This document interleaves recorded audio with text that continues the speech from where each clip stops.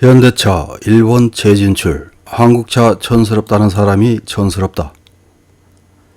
2001년 그랜저와 소나타 등을 앞세워 진출한 일본 시장에서 기대에 못 미친 성적으로 2009년에 철수한 현대차가 2월 8일 재진출한다고 공식 발표했습니다. 이번에는 친환경차 넥소와 아이오닉5를 내세우며 판매 방식도 앱사이트나 모바일 앱을 통한 원스톱 온라인 세일즈 방식입니다.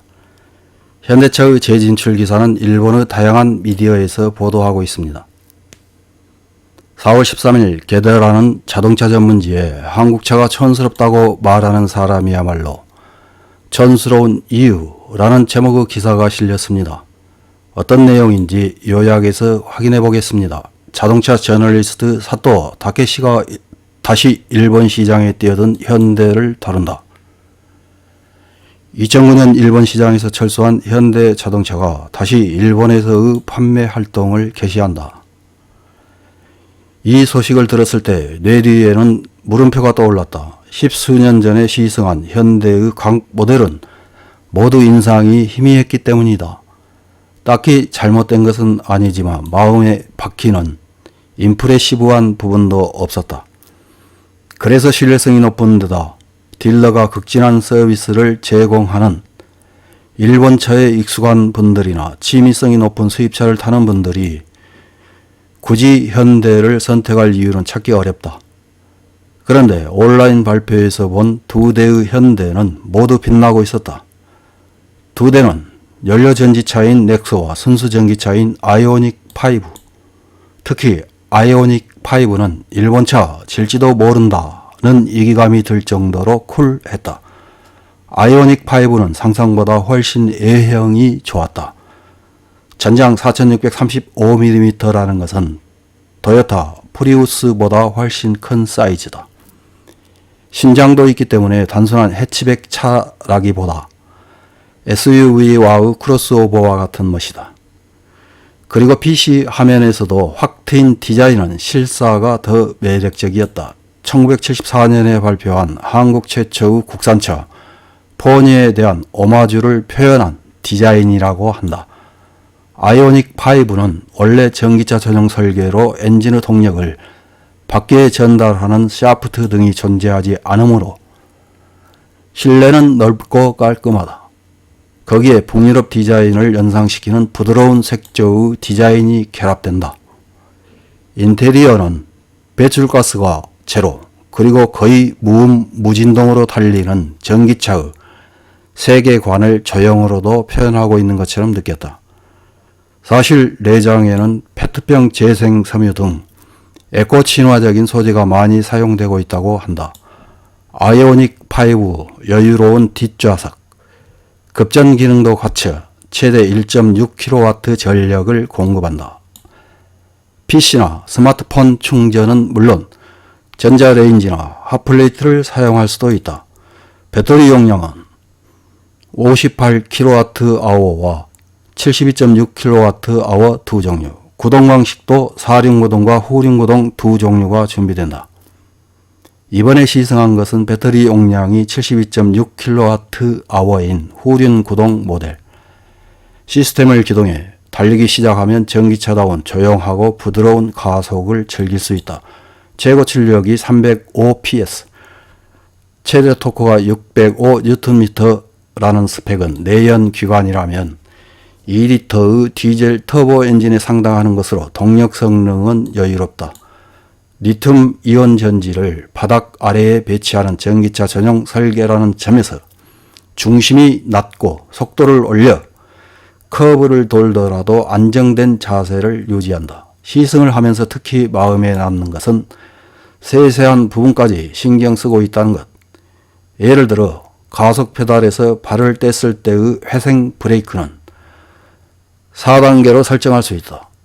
엔진차와 다르지 않은 느낌에서 브레이크를 밟지 않고 엑셀 조작만으로 속도를 컨트롤할 수 있는 이른바 원 페달 드라이브까지 취향에 따라 선택할 수 있다. 이 설정 자체는 타사 전기차에서도 볼 수 있지만 그 제어가 섬세한 것이다.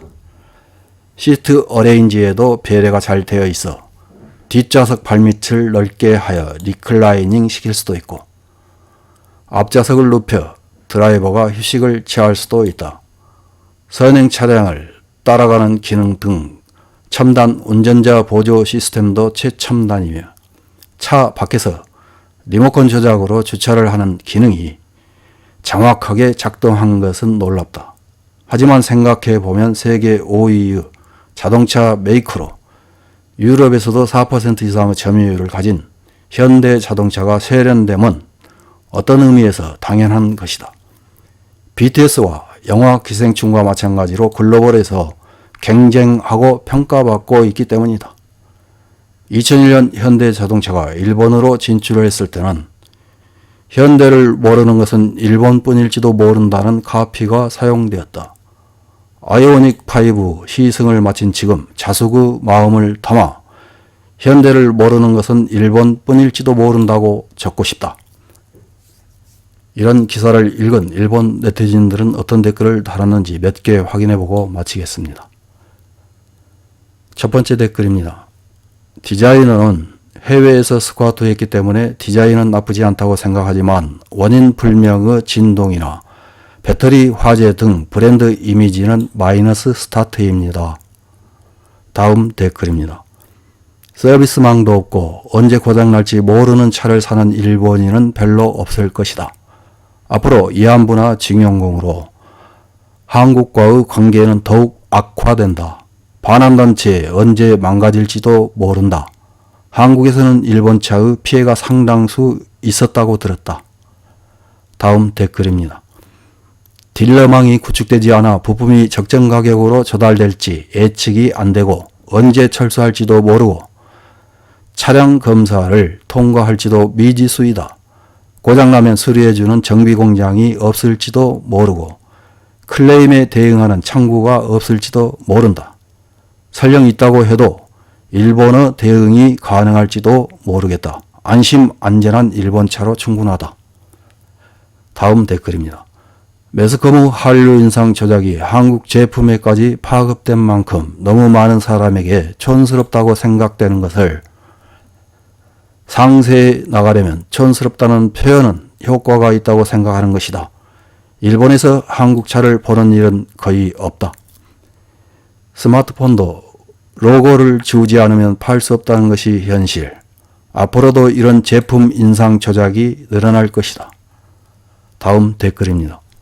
여러분의 비판 코멘트도 감정적으로는 알겠습니다만 문제는 토요타, 혼다, 닛산이 현대의 전기차와 동등하거나 그 이상인 성능의 차를 만들 수 없는 것이 문제이지 않을까요? 성능, 품질, 가격. 일본 메이커의 실력을 보여주세요. 다음 댓글입니다.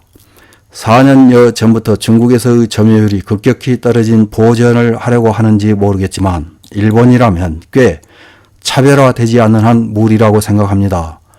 러시아에서 점유율을 늘려주세요. 이상입니다.